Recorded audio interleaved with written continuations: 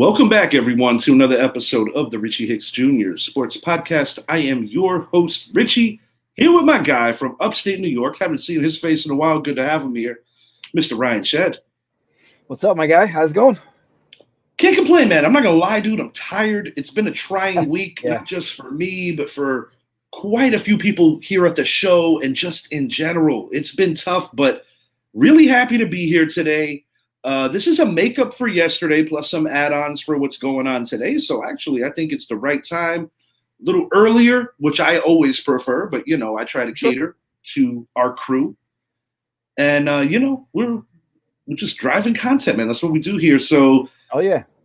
on tonight's show, we're going to talk about my beloved New York Rangers and that very disappointing defeat last night to the Florida Panthers, the defending Eastern champions. The President's Trophy winners are a game away from being eliminated, but it's not over yet, and the Rangers do have the most comebacks in National Hockey League history for a single season. So I'm not going to stick the fork in them just yet. I'm just going to say I'm very frustrated and definitely concerned. Florida's a great team. We're going to hit on that. Want to hit on the Dallas Mavericks drubbing last night as well of those Minnesota Timberwolves. NBA Finals now set. We're going to talk about the Mavs and the Celtics, give you guys our picks for the series. Joey Gallo, you are the father. It seems like for two shows I've been trying to speak about this matter involving Mark Davis, son of the iconic Al Davis, Raiders owner, Hayden Hopkins, and Mr. Joey Gallo. So we're going to talk about that. Mike Tyson, unfortunately, is going to have to wait a little while to fight Jake Paul due to an ulcer, but he's got to get that cleared for medically and just for doing the right thing in general. We're going to hit about a disgruntled Met as well as the happenings around MLB. And as you can see from my hat, there's a distinct possibility that I'm going to talk about those guys. If you haven't already, please make it a point, like and subscribe to the channel, Richie Hicks Jr. Sports Podcast on YouTube, and we will be right back. Please enjoy this intro.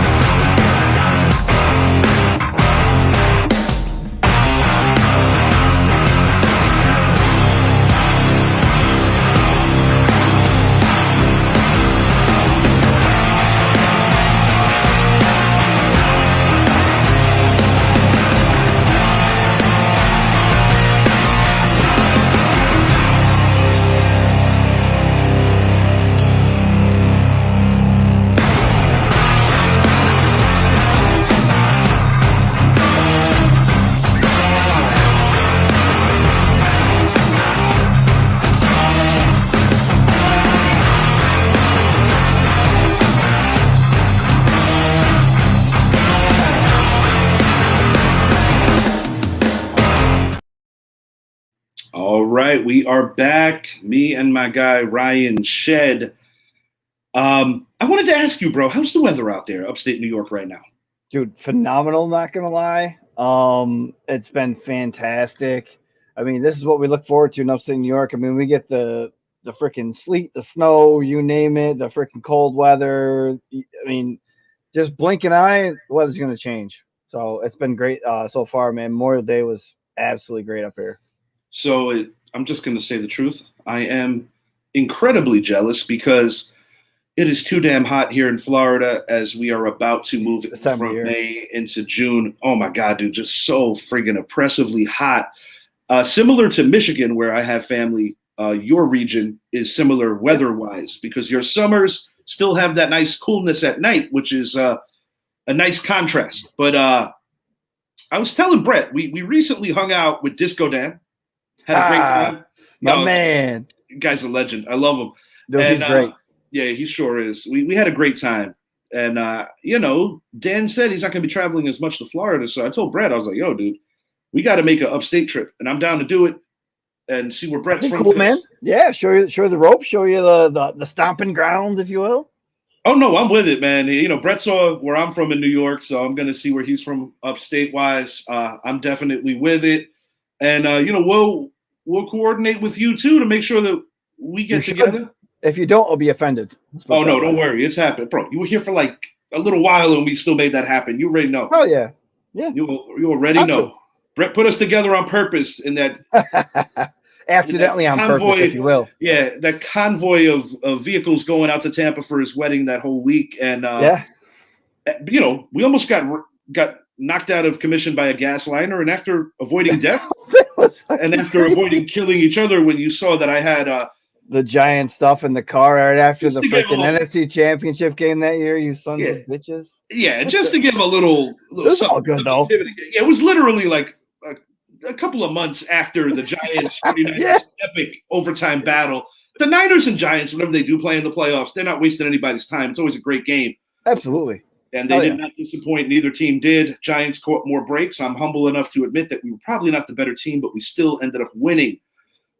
Speaking of who's the better team, the New York Rangers, my guys, coming up so short and miss out on a golden opportunity to distance themselves early last night in Madison Square Garden against the defending Eastern Conference champion Florida Panthers.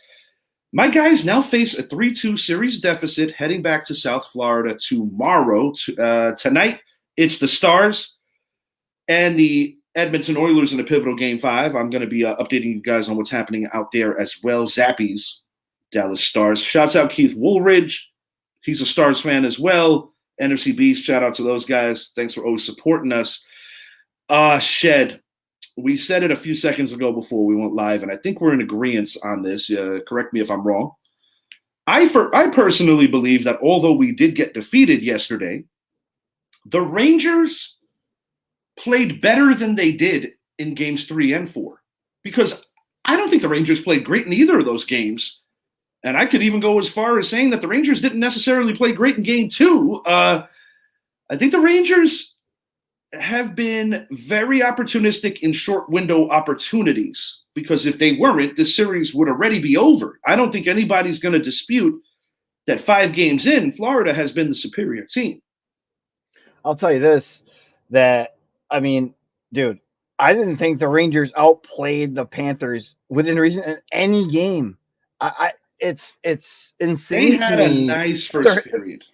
They're hanging on. I mean, it's a credit. It's the playoffs started when the playoffs. Yeah, but when the playoffs started, I'm like, this team's destined. It hasn't been since '94. I mean, they have arguably the best goalie in the league. Yes. I mean, they got it. Like they're gritty. And then they put them up against the Panthers, who even last year, turned everybody's heads, and now they even look more destined this year than they do last year. Yeah, it's pretty disturbing. I think the Rangers just got dealt a bad card, to be honest with you, with how gritty. They're just hungry. I didn't see it as much with the Rangers this series than I had in the past couple rounds.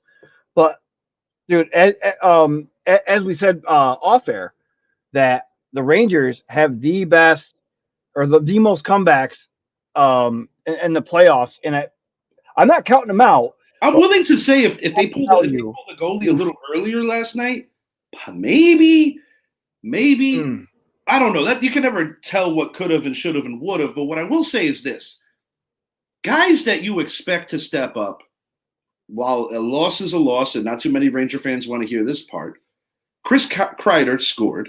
Mika Zibanejad was in on both assists last night. And while I'm not going to sit here and say that all the wrongs are righted because we did lose, the true swing in this series, in my genuine opinion, is the injury to Vesey. Him not being on the ice plus minus minutes in terms of each other's zone has been eerily obvious. And Igor Shesterkin has been nothing short of amazing. 100%. I do think he's the best goalie in the league. I myself did not want to play Florida. I wanted the Bruins to win. I felt they were a more favorable matchup. But having said all that, I've been right about literally every series all the way going back to the pre-bracket. Like when the bracket came out and I gave it all the way to the Stanley Cup Finals. I've been right about damn near everything. The Rangers have to play a solid 3 periods. I don't think it's about a lack of effort. I just think Florida's that damn good. But I must say, if we do not get the job done in this series and make the Stanley Cup Finals, there might be some fan favorites on the way out, because I think guys that the Rangers have legitimately depended on during the course of the last 5-6 years are coming up very small. Zibanejad, who I mentioned, is probably the most obvious letdown, but I am very disappointed, for lack of a better word. But this is what I'm saying, right, Chad? While I think we both agree that the Panthers have literally been the better team. Yeah, they have. Unfortunately. The Rangers, with the exception of game 1, have literally been in every game. So yeah. The Zibanejad crummy pass in game 4 that led to an immediate goal in OT. Yesterday was the first game since game 1 that didn't go to OT. I think the Rangers still have a shot to extend this to 7. Are they going to win 2 in a row and be the only team in this series to win 2 in a row? Unless if Florida does it tomorrow. I don't know. We're just going to have to see. But one thing I will say, Florida Panthers undeniably have the most dominant forecheck in all of the NHL. Their defense is excellent, because while I do consider their goalie a top 7 to 10 guy, I don't think he's on the level of Igor, but he gets so much help. And quite frankly, they have been outskating the Rangers. I mean, the eyes don't lie. Rangers are coached well, though. And I think Peter Laviolette is going to pull out every last stop to give his guys the best opportunity to win tomorrow. I'm not going to give you my prediction. I'm going to post my prediction in the morning, and we'll see if that Homer juice is emanating through my veins. But, I mean, I did pick the Rangers to win the series, so I guess I kind of got to tip my hand and say I'm probably going to pick the Rangers. I promised them after I picked against them in Game 6 against Carolina, I'll never pick against you guys again this year. So here's my thing with this series. Mm-hmm. So I see Florida going 100 miles an hour all the time. They're switching lines, doing the thing. Obviously, the Rangers are doing something similar, but it seems like the Panthers just wham, wham, wham, wham, and the Rangers just kind of like, let's tread water, let's catch them off guard because they're going to get tired, and then bam, we'll score or do whatever. Like the Panthers are just hammering them as fast and as quick.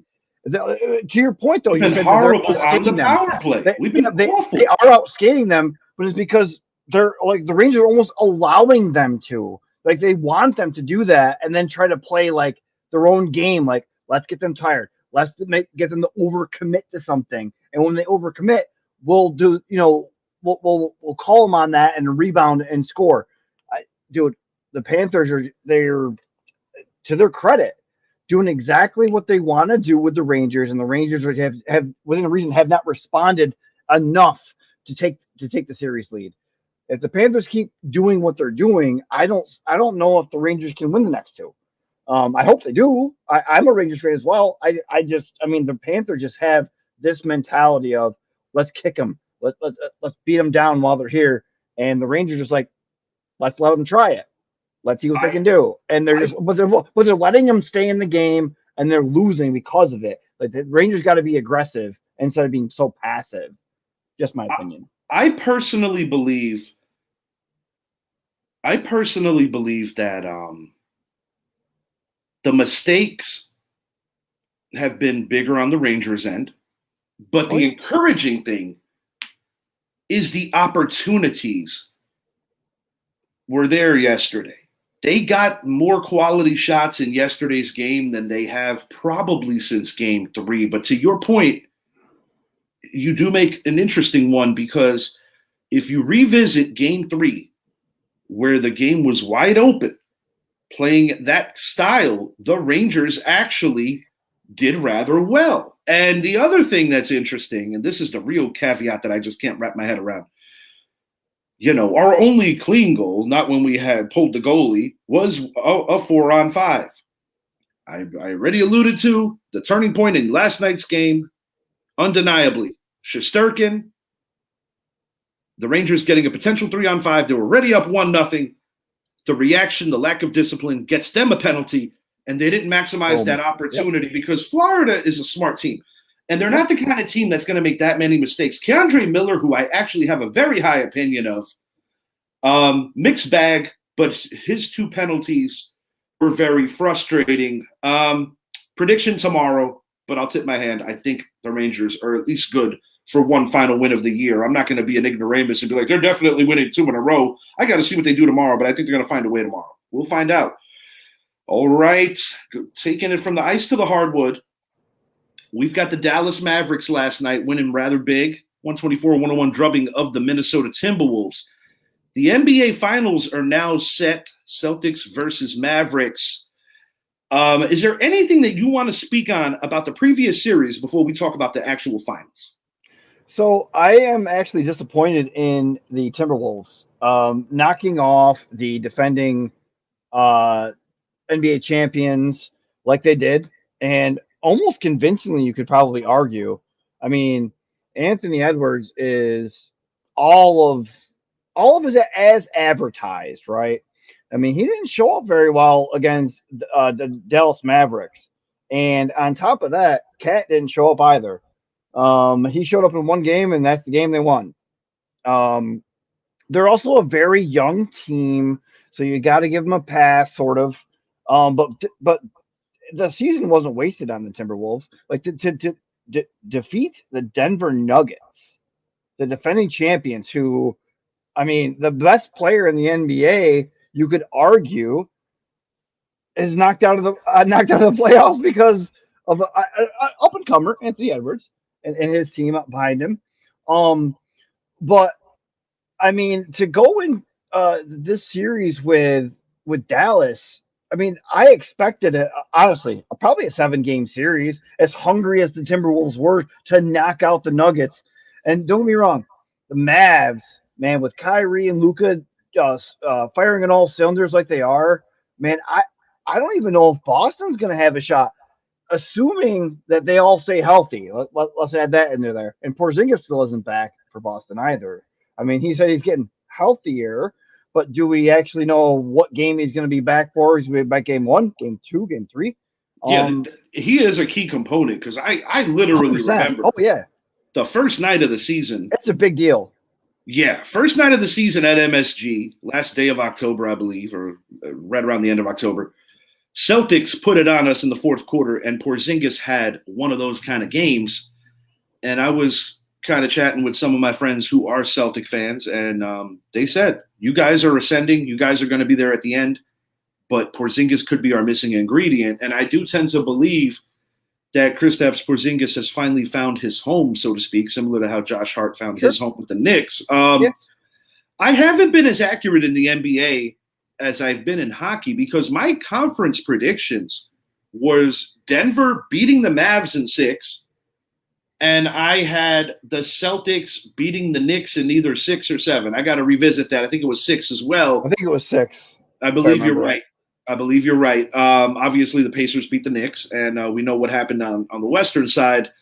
Dare I say that initial series with the Los Angeles Lakers, although they did put them away in 5 games, because of those final 3 minutes being so vital and integral, I do think that the Lakers actually did weaken the Nuggets just a little because of how difficult some of those games were. Because even though the Lakers were an early exit, I do actually feel that for the most part they competed with Denver. I didn't see the same kind of dominance in these playoffs that I saw a year ago from the Nuggets. And quite frankly, when you look at the end of that series, everybody just kind of looked at Jokic to do it all, similar to how my Knicks on many a night put too much on Jalen Brunson, whether it was from Coach Tom Thibodeau or whether it was from attrition or whether it was just from guys not doing what they had to do.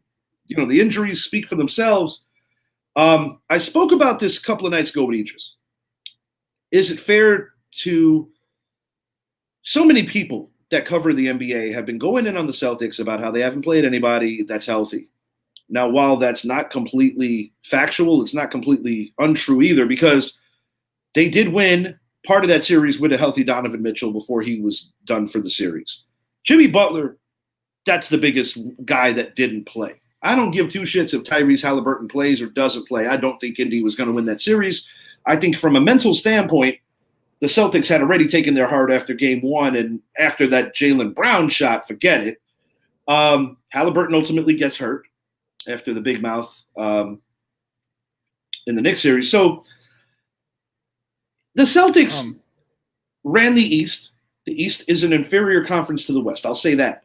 But I don't think the Celtics are an inferior team. I think the Celtics can play with pretty much anybody.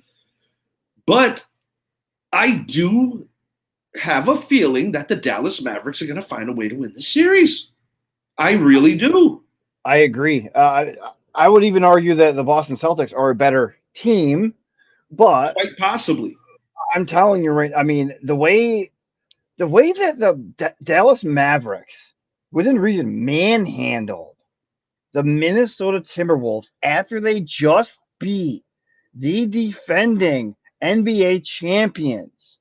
I mean, come on. I mean, dude, the way that the Timberwolves, I mean, I honestly, I thought the game was going to end in 5 for Dallas. Like, they just have Jokic. I mean, Jamal Murray made a couple of banging shots. I mean, like, it was over. And then, dude, they're just so young. They're so hungry. And I think it just actually caught up to them by the time they got to Dallas. But Dallas just seemed to be like, we got this. We're fine. No problem. Right. All the way up until the conference finals against Minnesota. And Minnesota was just so happy to get where they got.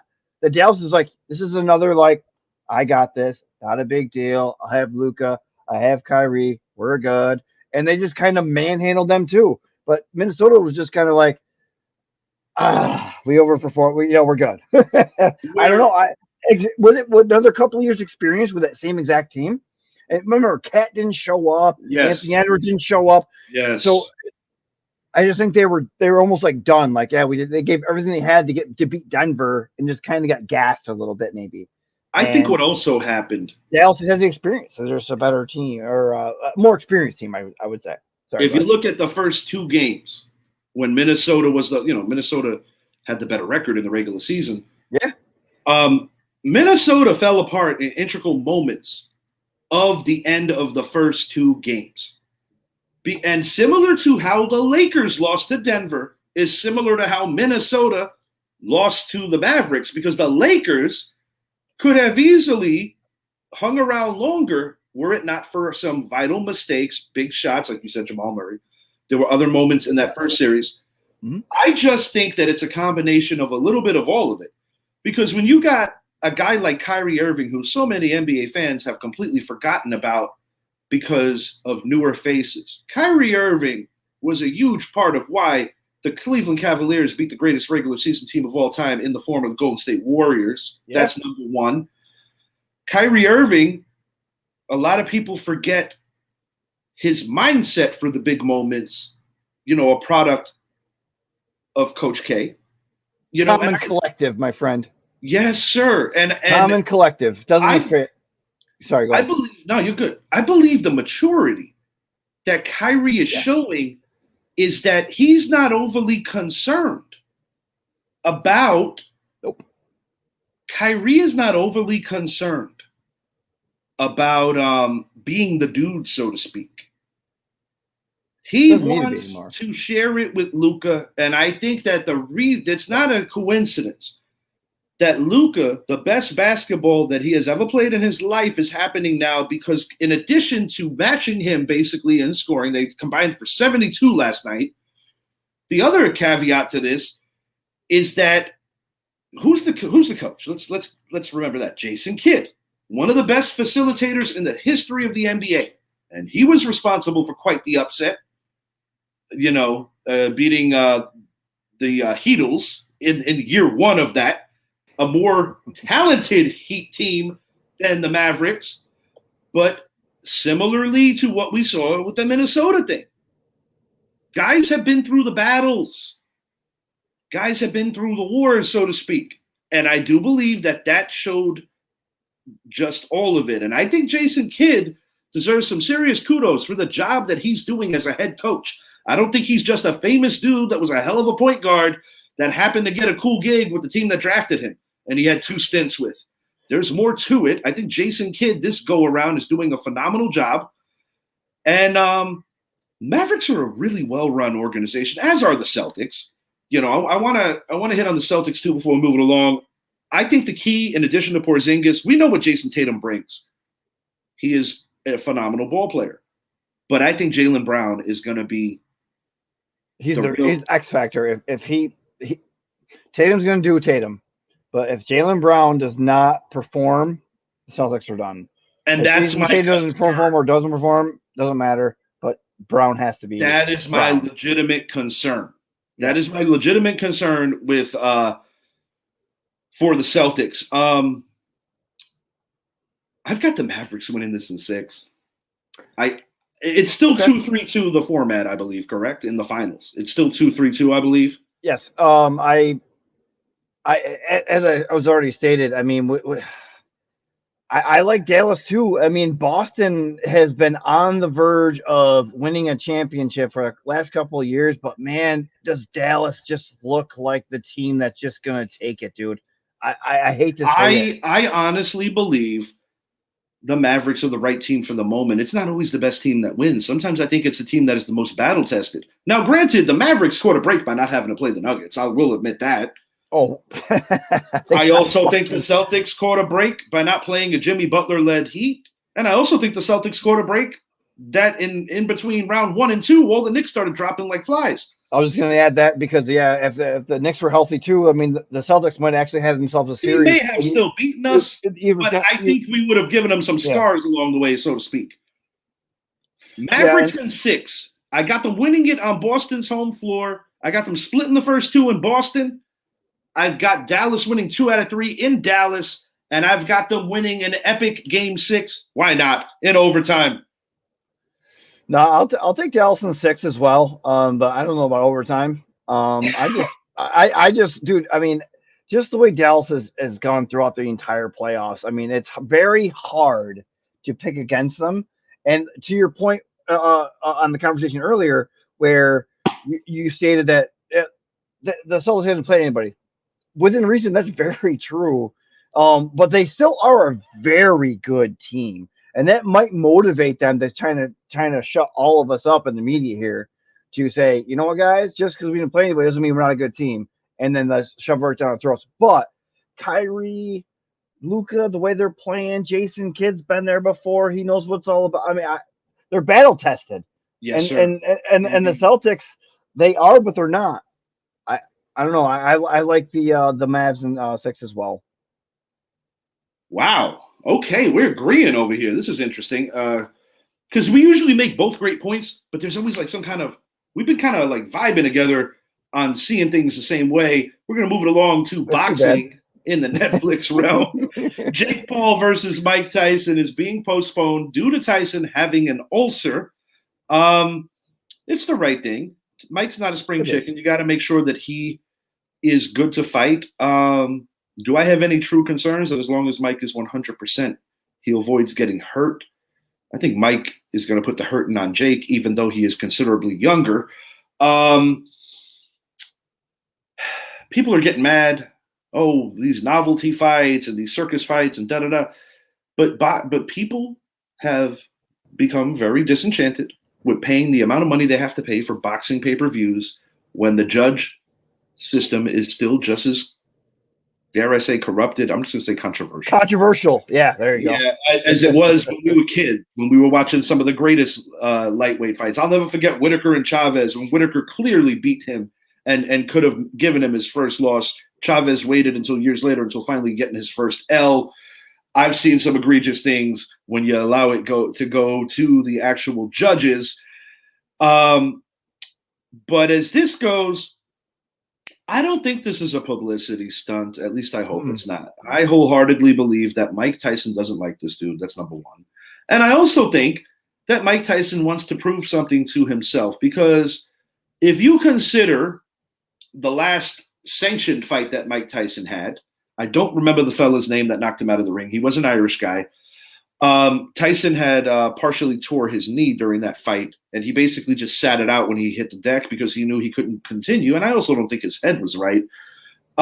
Post incarceration, I don't think Tyson's head was right. And look no further than Evander Holyfield and that fiasco in the second fight. I thought he did an admirable job in the first fight, but Holyfield clearly beat him.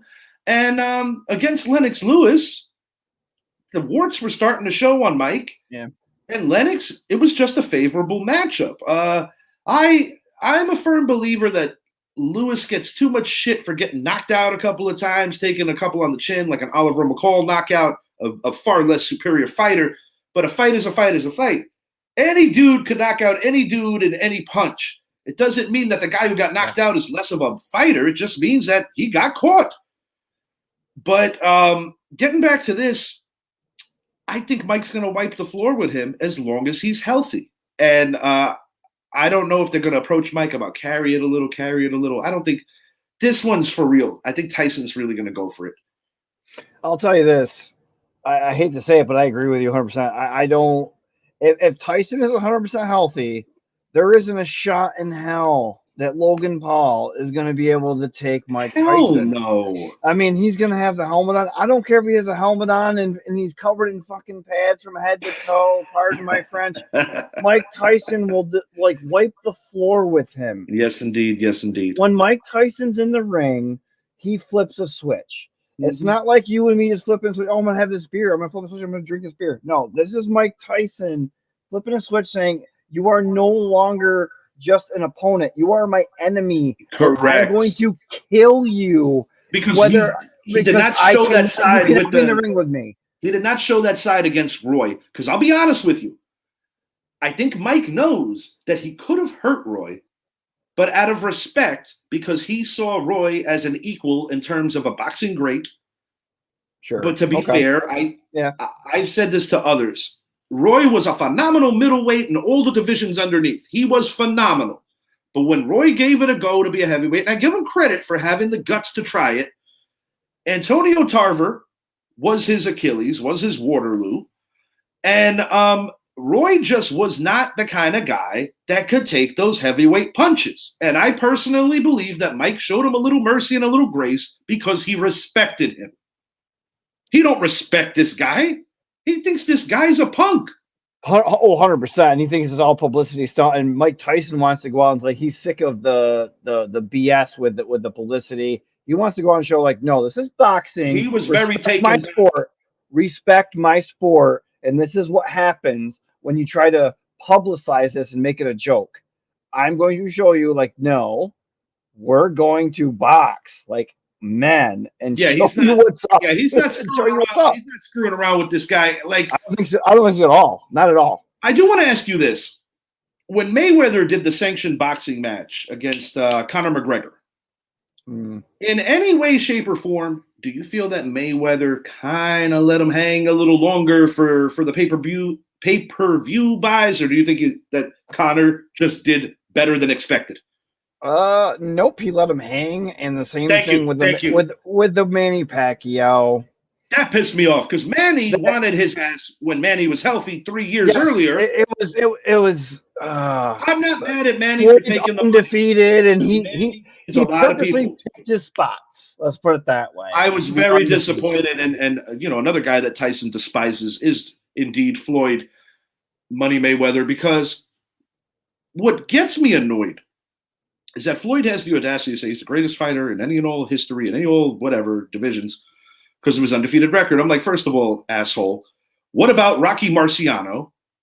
Okay, he was undefeated. There were a lot of fighters that retired undefeated. That's not what makes you great. What makes you great is rising to the occasion and fighting any and all comers, win or lose. That's why Muhammad Ali, in addition to being a civil rights activist and a man who put in his work to try to change the world, in the ring, that dude fought them all. And sometimes he came up short, but that does not extinguish his greatness. Mike Tyson, I go pre-jail, post-jail. Okay, Lennox Lewis, not the best Tyson showing. Evander Holyfield, unfortunately, that fight happened too many years later because it should have happened in February of 1990. He got knocked out by Douglas. It should have happened in the summer of 1990, but we got cheated out of that because Mike Tyson took Buster Douglas lightly, and Buster Douglas dedicated that fight to his late mother. And that's a dangerous animal, running into a motivated fighter that loses someone that important to him going into the biggest fight of his life. And I'll be honest, it was a slow count. But in a way, it happened the way it was supposed to. And even Mike will tell you that, because Mike felt a relief that he finally didn't have to be perfect, because that guy had a lot of demons and a lot of evil people taking advantage of him. I'm happy for Mike that Mike has found his peace, his much deserved peace, because a lot of people that just want to read some pre-proportioned bullshit from the media talk about Mike. I think Mike is a man of honor. He's grown up a lot. And what I love about Mike is that he has not run away from his mistakes, and he's not afraid to talk about them as long as you speak to him with the same respect that he's going to give you. I got a lot of respect for Mike Tyson, and I'm happy that he has grown up, because he was one of those athletes when he was younger, similar to a Doc Gooden, similar to a Darryl Strawberry, that I was afraid was never going to get the help or get the peace and leave way too early. So I am happy that Mike is in a good place emotionally and mentally. And I'm also happy that he got back some of his bread, because Don King extorted the shit out of that poor guy. Don King didn't just extort him, he extorted everybody in the box. Except for Ali, was smart enough to not get taken by that asshole. Oh, yeah. Well, dude, Ali was his own animal. You're damn smart. Right. To your point, I mean, he was him. And if you didn't want to be a part of him, you were going to take advantage of him, get away from me. Like, he was just straight up. Yeah, buddy, that is a fact. He put a shield up. A little bizarre behavior in Queens. The Mets DFA'd Jorge Lopez earlier in the week after some bizarre behavior, throwing a glove into the crowd, telling the media that in addition to being a bad teammate, this is the worst team he ever played on. He forced their hand. They absolutely had to let him go. So I personally think that the Mets did right by, just from the self-respect variable of having to move on from this guy. I must say this, though. The Mets, if you go back to a couple of seasons ago, they had a pretty good year, but unfortunately lost the division to the Atlanta Braves, and then were quick work for the San Diego Padres. The last playoff game the Mets won was actually pitched by Jacob deGrom, who's a World Series recipient, but was not able to really contribute to the Texas Rangers last year, which is kind of poetic because he did so much for the Mets and they never did anything for him. Steve Cohn, I think some of the luster of, oh, he's like the new George and he could buy anybody and we're going everywhere. And then the joke of Justin Verlander paying him to literally play with the Houston Astros again. And you think about the money's allocated for it. And then Scherzer's a Ranger. He wins with deGrom. You know, musical they got stuff. A dilemma coming up with Pete Alonso. I do like Francisco Alvarez. They do have some young pieces. But in addition to this bizarre behavior and getting rid of a D-bag, do you think the Mets have a chance of rectifying their future, or do you think that this is just the same old Mets, just a different owner? Because, you know, the coupons, so as my buddy Dorney would call them. Dorney used to call them the coupons. And Dorney was really high on Uncle Stevie. Hey, I watched the show with Dorney on it, and boy, does my heart go out to him. I am so sorry, Dorney. Oh, my God. Dude, it's just same shit, different day, right? And I love Dorney. He's such a loyal fan, and he deserves so much more. And he's such a good dude. He is. But come on. It's like being a Dallas Cowboys fan. No offense, Zap. Oh, shots fired. I can't wait till you two start breaking each other's balls in football season. Come on. I mean, how long do you have to lose until you win? Right. I mean, and Zap could just throw it in my face. You know, Niners have been, a few Super Bowls recently, blah, blah, blah. But they still win. They just don't win at all. So the Mets don't win at all. Right, that's the difference here, and the Cowboys don't win past the first round at all. Big facts, Shetty. Big facts. So, yeah, that was for Zappy. I'm sure he's gonna enjoy that. But you gotta take advantage of being able to throw those long shots, especially if he's not on the show, because the cool thing about last year, if he was here, you would have probably laughed and got back at me. You know he's gonna. I already know his first comeback. Purdy being Brock 95 is more recent than 94. Yeah, and he's not wrong. But the Niners do have a lot more wins. Just saying. Hey, all I know is that anything good my team ever did required beating both your asses, Yeah, and unfortunately, including Brett's team, the Patriots, no, or even take it back to Buffalo. you are very wrong. You're very wrong. Brett's real team is the Buffalo Bills. So, Do you think there's a conversion coming in the future? I mean, he's already done it once. I think it's in the cards for him to go back. I'm going to tell you why he'll never go back. Patriots are the favorites to get the first overall pick in the NFL draft. I know. It's going to be interesting. It's going to be very interesting. I have to go off on a tangent, but yeah, but back to you're fine. Sorry about the ball. Oh, you're good, bro. You're good. I know it makes good content. We're having fun. But man, dude, the Mets. It doesn't seem like no matter what they do, it's gonna matter, dude. I mean, it's just. I just feel that some of the. I don't know if it's a talent thing, like that the scouts don't know that. I don't understand, right? I don't. No matter what they do, they just tank. I just don't get it. It just seems like they're always a day late, a dollar short, or too many dollars up front. Yes. I don't get it. Bobby Bonilla still getting paid. Don't forget. I'll be honest though. I know that a lot of Yankee fans are very critical of Hal Steinbrenner. I personally loved Hank more than Hal. Rest in peace, Hank. More like his father. Same here. I don't have really any true disdain for the Mets. There are certain fans in their fan base that get under me, but I'll be honest, I get mad at Yankee fans one and the same because we got some winners in our fan base too that are incredibly spoiled and acting like winning a World Series is like written in stone and we're entitled to that. That pisses me off about Yankee fans. It also pisses me off about Giant fans, particularly those 7-Eleven babies. One of my favorites was, let's draft Michael Penix, like if Evan Neal's not his blind side. That's some genius fucking theory. Woo! Okay, we got the Giants on Hard Knocks. I'll make this short and sweet. I'm kind of excited just because I'm a true blue fan. You know, whether we're terrible, whether we're in the middle, whether we're competing for a Super Bowl, whatever we're doing, I'm a consumer of the whole ride. I don't waver when we suck. I'm always in the middle of it when we're good and when we're kind of growing. And part of being a fan is enjoying the journey. So I guess all I'm going to say here is I'm interested to see how this plays out. But I must admit, Darren Waller's video is just pure ass cheeks. That was awful. Freaking awful shit. This is what he wants to leave football for? Yeah. I mean, dude's hurt. We've been hurt in the past. We've all been there. But my God, this dude's hurt. And he's going through it, something serious, because that was just awful. I'm like, who in his public relations team or the people that really are supposed to be looking out for him tell him, you know, man, your music is really terrific. Because your boys will tell you when your shit is terrible because they love you. Dude. It's fucking terrible. He's no longer. He retired from the NFL, so no one's looking out for him anymore. He's not. Technically, he's not officially retired. Huh? He's not officially retired, technically. Okay. I think the Giants wait for June 1st.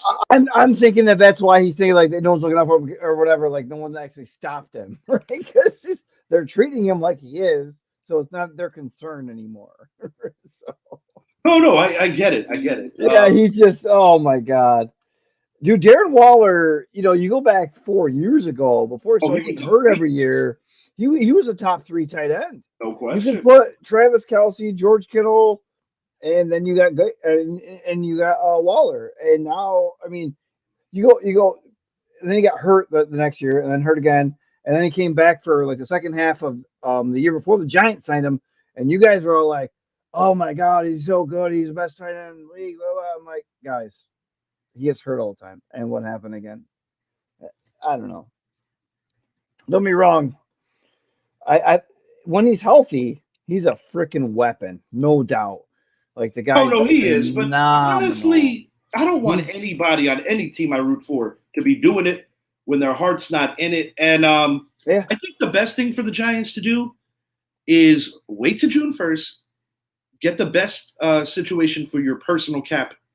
And I personally think that if Waller does play, he's going to try to see if somebody that's at minimum a playoff team will take a chance on him to combine him with maybe another starting tight end. And sometimes that does indeed work. I mean, that remains to be seen. He might have already taken his last play. Who knows? But it's interesting.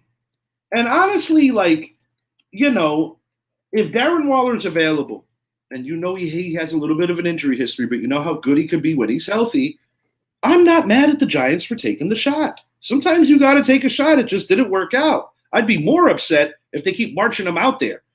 Cut your losses. Get his ass out of here. I don't want him on my team, but I will miss him. Tight end since Jeremy Shockey, bro. Martellus Bennett for 1 year, but he wasn't there long enough. Nope. I thought he does not count. I thought Bennett was okay. I thought Boss was okay. Ingram, forget it. I don't even want to talk about him. Ingram plays great for Jacksonville, but he sure as shit had rock hands for the Giants. Oh, I don't my know goodness. What the difference cost us so many put-away drives, and I didn't want to think about that guy. Dude, so I'll tell you a quick story. Yeah, go ahead. So I went to a Giants 49ers game at MetLife on Sunday Night Football, and Evan Ingram caught the winning touchdown pass against my 49ers at MetLife Stadium on Sunday Night Football. And my brother-in-law, obviously a Giants fan, is like, I don't care. As long as it doesn't go to Ingram, it ain't going to anybody else. And doesn't Ingram catch the fucking ball and win the game for the Giants? What year was this? Shit, dude. 14? Kaepernick was the quarterback. So it had to be somewhere back there. Yeah, because I have to look it up to let you this know. is a long time ago, but I think you possibly have the receiver confused. Maybe. Ingram came in at 15, and this is why it's even more wonderful because this guy, it might have been somebody else. You know, you're right. You're right. I'm going to tell you who it was because I always make fun of this guy, and he doesn't deserve it. But it's just one of those players that you just always punk. Larry Donnell, number 84. No, it was. I'm so sorry. Shout out. No, you're good. You're good. Shout out Tim Backery. Oh, my God. I found this ridiculous shirt that it was like $3. I just want to buy it because it's so. You're so right. This guy loves Larry Donnell. We have talked so much about Larry Donnell, about like, and it's nothing personal. Larry, just a regular player and probably a great guy. It was just like, I just felt that his skill set was always so damn basic. But he had a knack for that particular year because 15, that was 14 now. It had to be 14. Yeah. Eli actually, 15 and 14, had the third best touchdown to interception ratio behind only Brady and Rodgers.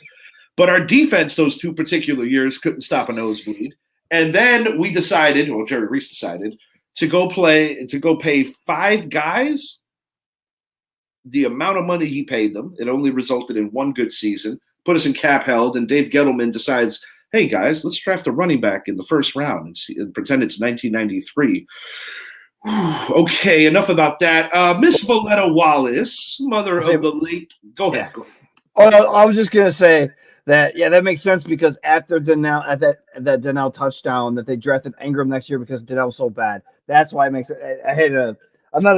I don't follow Giants. But you know what? Ingram would have dropped. But you know what? Ingram, it's a long time ago, dude. Ingram would have dropped that pass.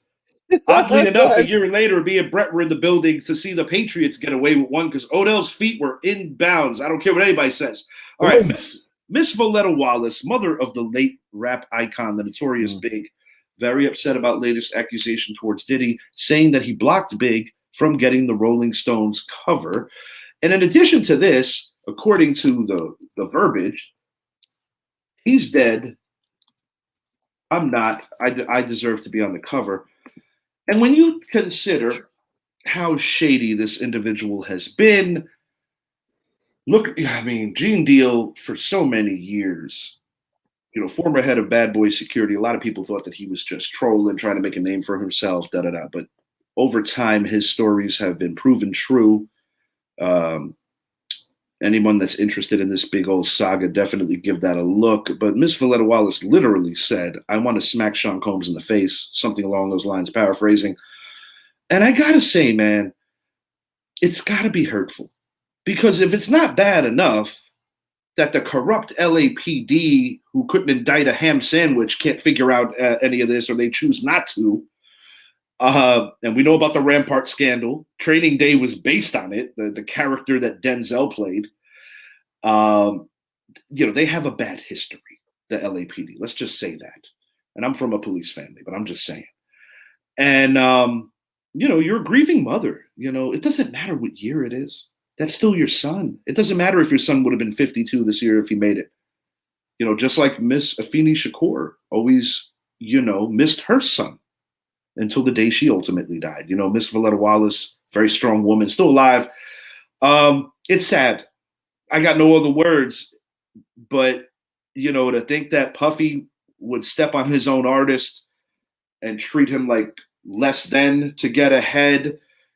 And he's linked to the Tupac thing and many other things, Kim Porter and God only knows what else. All I'm going to say is things are starting to come out. And he's not the first CEO nor the last CEO that is going to take advantage of artists, but some of this shit has just gone above and beyond just deplorable.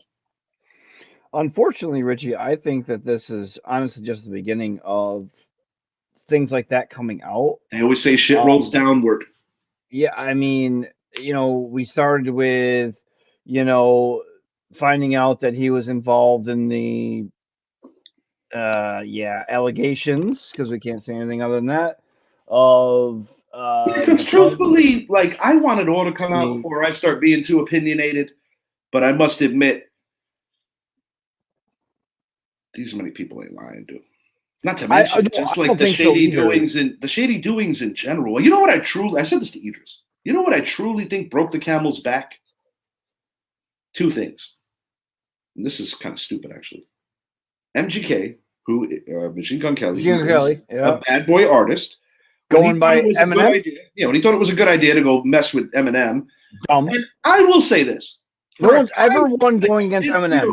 You are an idiot just trying to look for freaking clicks and trying to make a name for yourself. Anybody who's ever going against Eminem is lost. There's only a couple of guys breathing that I believe could compete with him in an old school battle rap situation similar to what we saw in 8 Mile. And believe me, it ain't that dude. But no, I give him credit for having the balls. I give him that because it is about competing. But I actually think that and then 50 Cent, his third eye woke up because, he loves Eminem. Eminem gave him his break and changed his life. Oh, without doubt. Yeah. So I do believe that these are things that a lot of people in the industry just saw as very bad kept secrets. And, there's really not much more I could possibly say in the moment. I'm just going to continue to get the popcorn and just see how this all plays out. But my God, I've never seen somebody so determined as 50 Cent to bury another man. I said to myself, my God, this kind of motivation, this kind of determination, I wish the Giants had that kind of determination. No, 50 Cent, though, seriously, I really do respect him, though, just for the sheer fact that at first I didn't know how to take him, because a lot of times when people hit the big scene, you think that they're kind of gimmicky. But over time, I realized that 50 is about as real as they come.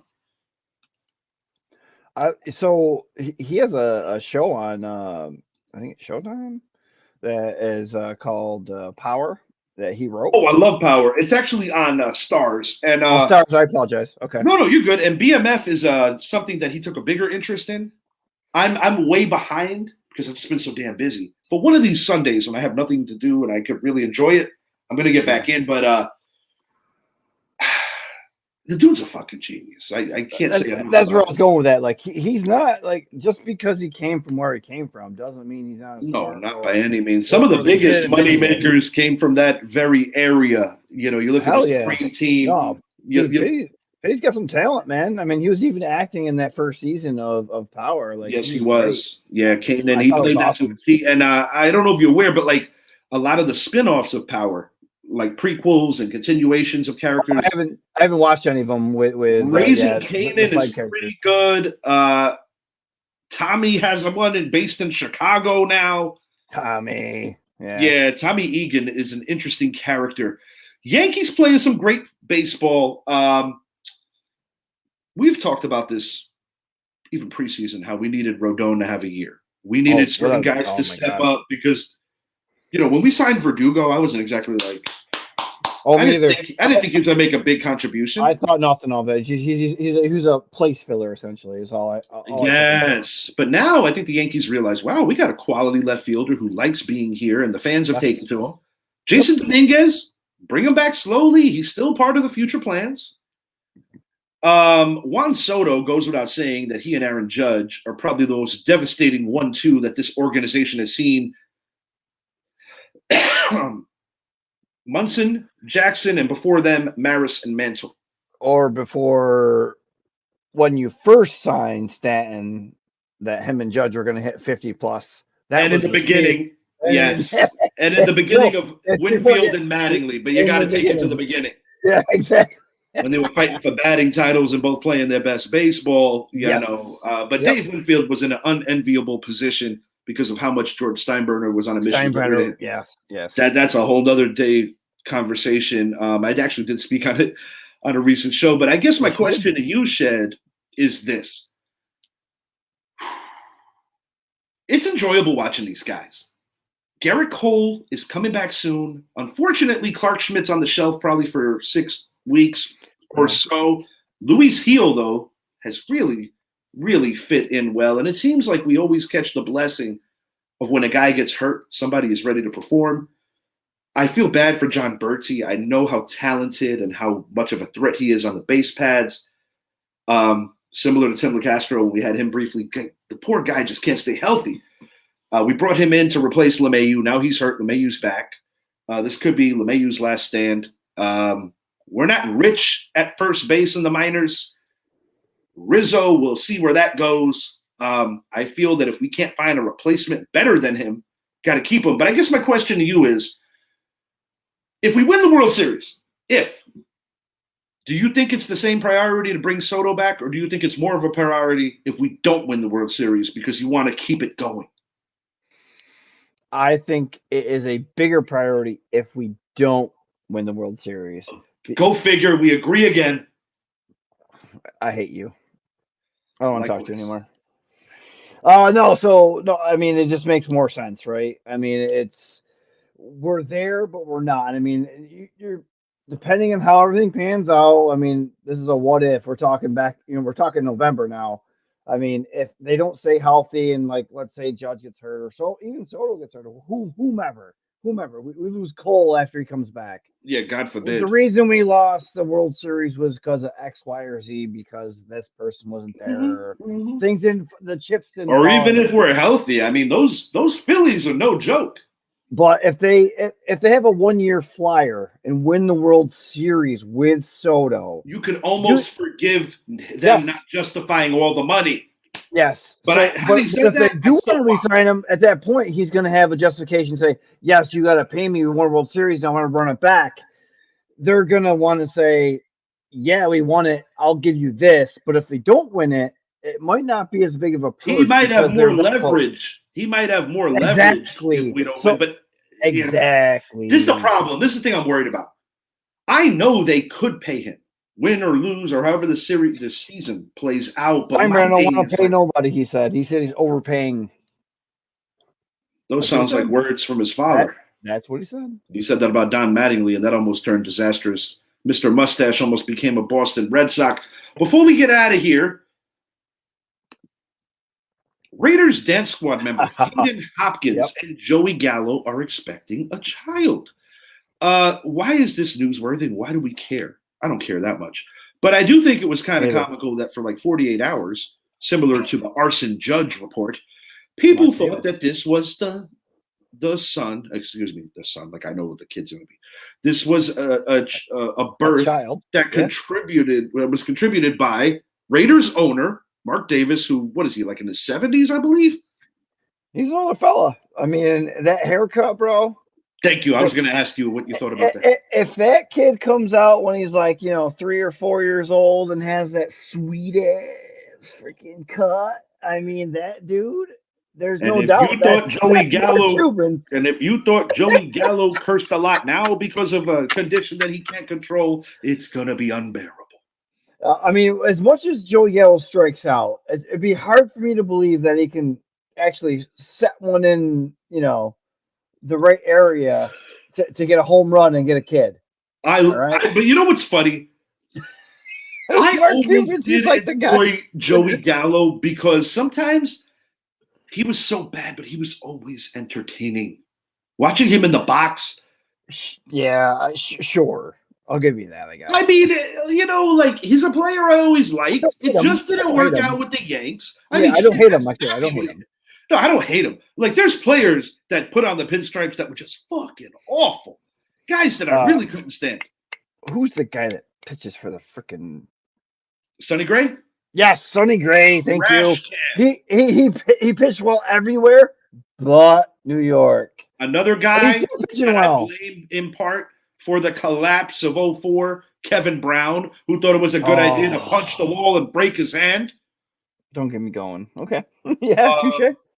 There were some others that had some dubious moments in Yankees history. But as this goes, I think it's just yet again another reason not to believe everything you hear. Now, do we know if Miss Hopkins and Mr. Davis were intimate? I don't know. Must have been, maybe. I mean, I don't know. According to her, she said she was in the press box because of like some kind of perks that she was like with the Raiders dance squad. Sure. Hearsay. But by the way, I will say this: she's a very good-looking young woman. Oh, she is. And Joey Gallo, good for you, pal. Yeah, high five, air high five, bro. Boom. Yes, sir. Put it there. But if to add another person that didn't pitch as well or even play as well for the Yankees, that was a big name. Let's go, Randy Johnson. He didn't play very well for New York or pitch very well for New York either. I never liked Randy Johnson because I always connected him with blocking Don Mattingly. Yeah, Seattle. Yeah, from advancing because he was a key cog in that. As was Junior, as was Edgar Martinez, Jay Buhner, former Yankee. Oh, Jay Buhner. Ken Phelps for Jay Buhner. That's terrible. We sent Jay Buhner to Seattle and got Ken Phelps. Who? Exactly. Exactly. There were some other ones. I mean, dude, when we traded Cy Young Award winner, if I'm not mistaken, or at least he was a candidate, David Wells. I know. He didn't. Clemens won the Cy with Toronto. We traded for him. Wells was coming off a phenomenal year. And although we still won the World Series in '99, that was a very unpopular move amongst Yankee fans because they always associated Clemens as a Red Sox. We got Wells back. He didn't have the same magic the second go around. One last thought. The core four. While I understand why it's the core four, because of the way they came up together and this and that, it really pisses me off. Conveniently, by the way. Yes. My guy. You're a Mattingly fan just like I am, and it freaking kills me. It kills me. Richard. I know. Look at him. He was so damn good when he was in his prime. But I will say this. The thing with Don Mattingly is that he carried a terrible organization during a very turbulent time. Derek Jeter caught the blessing of joining a lot of veterans, Mattingly included, because they did cross paths. Agreed. But back to this core four thing. It pisses me off with this old shit. Bernie Williams was a career Yankee. Andy Pettitte was not. Andy Pettitte, who I think is a great person that did make a mistake, and I give him credit for admitting the mistake, because contrition and honesty still goes a long way in this world. And the thing is, he left. Derek Jeter said he was an idiot for leaving. They're great friends, but he'll tell you. And it's one of those things that annoys the shit out of me because I think Bernie Williams, when you look at those dynasty Yankees, is literally the most underappreciated Yankee on that whole team. He was that damn good, and he just gets forgotten. He was a switch hitter. He was a great center fielder. And he also had the most home runs in playoff history. Yes, sir. For a very long time until I think it was Manny Ramirez that broke it. Not to mention his freaking jazz album won awards. Bro, we have a great lineage of center fielders. You have Joe DiMaggio. you have Mickey Mantle. But if we're being honest, number 51 is more than likely the third greatest. And he was damn good. And certain years in that dynasty, you could actually make a logical point that he may have been better than Jeter. Oh, one other thing about Bernie before we get out of here. His ascension allowed us to trade for Paul O'Neill and get rid of Roberto Kelly. Oh, Roberto. He was the only all-star I like Roberto that Kelly. Year. That year. Yes, before we traded for Paul O'Neill. I believe it was the only all-star we have on the team. I believe it was 91 if I'm not mistaken. Shed, this was a blast. I had a really good time. Great seeing you back here. Yeah, man. Legit. Yeah, good stuff, man. I'm looking forward to rewatching this. If you haven't already, I mentioned earlier, that's my social right there. Get on that. Appreciate you guys hanging with us tonight. Good energy, great show. Announcements to come for our next one, and hopefully we'll have more of the crew together. It's just been a wild week for all of us, but I am super thankful that this guy was able to join me tonight. We out.